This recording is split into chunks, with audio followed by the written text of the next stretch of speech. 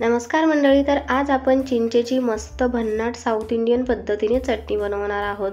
तर चिंच आणि हिरव्या मिरच्या शिजवून आपण ही चटणी बनवणार आहोत। अगदी वेगळी आहे, खायला तर एवढी अप्रतिम लागते।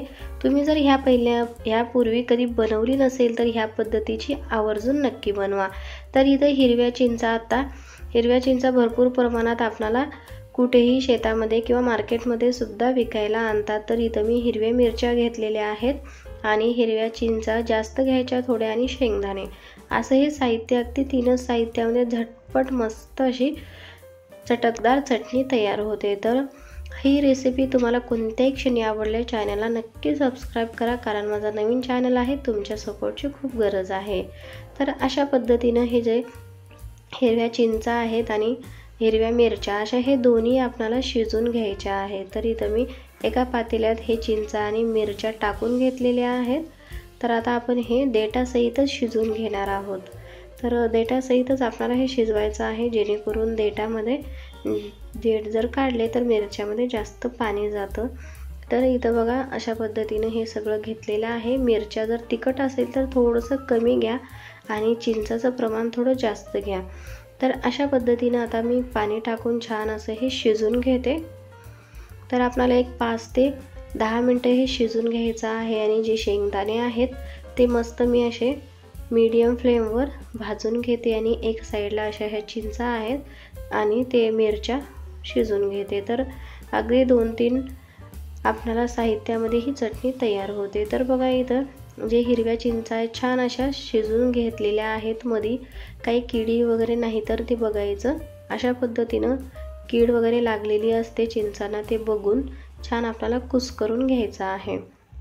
तर काही चिंचामध्ये बघा अशा पद्धतीने लाल किडे वगैरे असतात, ते काढून आपल्याला हे कुस्करून घ्यायचं आहे आणि मिरच्याचे सुद्धा मी देठ काढून घेतलेले आहेत। तर अशा पद्धतीनं जे चिंचेचा आतला गर आहे ते आपल्याला काढून घ्यायचा आहे। तर थोडंसं गरम असल्यामुळे आपल्याला हे सावकाशपणे करायचं आहे। तर बघा अशा पद्धतीने जे चिंचेचा गर आहे ते काढून घ्यायचा, एखाद्या गाळणीने गाळून घ्यायचा। तर आता आपण मिक्सरला वाटून घेणार आहोत। तर इथं ही शिजवलेली मिरची घेतलेली आहे, छान अशी शिजली आहे मस्त। मिरचीचं प्रमाण थोडंसं कमी घ्या, जेणेकरून जर ही चटणी तिखट झाली तर ह्या चटणीची टेस्ट कळणार नाही। तर अशा पद्धतीने बघा मिरची घेतलेल्या आहेत हिरव्या शिजवलेल्या आणि त्यामध्ये इथं मी शेंगदाणे भाजून थंड करून घेतलेला आहे, त्यामुळे शेंगदाण्यामध्ये कुरकुरीतपणा टिकून राहतो। तर अशा पद्धतीने हे दोन साहित्य घेऊन त्यामध्ये चवीपुरतं मीठ टाकायचं आणि मगाशी बनवलेली आपण चिंचेचा जो कोळ आहे तो टाकून घ्यायचा। तर ह्या चिंचेच्या कोळामध्ये जर ही चटणी छान अशी थोडीशी घट्टसर झाली तरच आपल्याला ह्यामध्ये पाणी टाकायचं, नाही तर थोडीशी जास्तच घट्ट झाली तर ह्यामध्ये पाणी टाकायचं। तर अशा पद्धतीनं हे चिंचेचा कोळ हे सगळं साहित्य टाकून मिक्सरला फिरून घेतलेलं आहे। अगदी बारीक छान असं आपल्याला हे फिरून घ्यायचं आहे।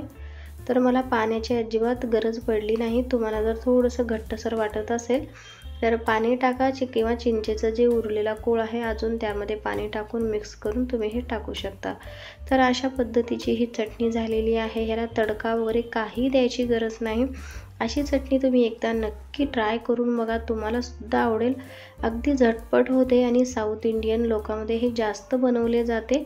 तर अशा पद्धतीची मस्त आपली ही भन्नाट चटणी तयार झालेली आहे। अगदी तुम्ही चपातीसोबत भातासोबत सुद्धा खाऊ शकता। थोडंसं चिंचेचं जे प्रमाण आहे जास्त टाका, त्यामुळे आंबटसरपणा या चटणीला लागतो आणि खायला टेस्टी लागते। तर अशा पद्धतीची मस्त चटणी ही तुम्हाला कशी वाटली कमेंट्स करून नक्की सांगा। व्हिडिओ आवडल्या चॅनलला लाईक शेअर सबस्क्राईब करायला विसरू नका। साईडला दिलेल्या घंटीवर प्रेस करा, जेणेकरून नवीन व्हिडिओचं नोटिफिकेशन तुम्हाला सगळ्यात आधी भेटून जाईल। अशाच नाविन्यपूर्ण व झटपट होणाऱ्या वेगळ्या पद्धतीच्या रेसिपी पाहण्यासाठी चॅनलला नक्की जाता सबस्क्राईब करा आणि असा झटपट व पारंपरिक पदार्थ आपण घेऊन भेटू पुढच्या व्हिडिओमध्ये। माझा व्हिडिओ पाहिल्याबद्दल धन्यवाद।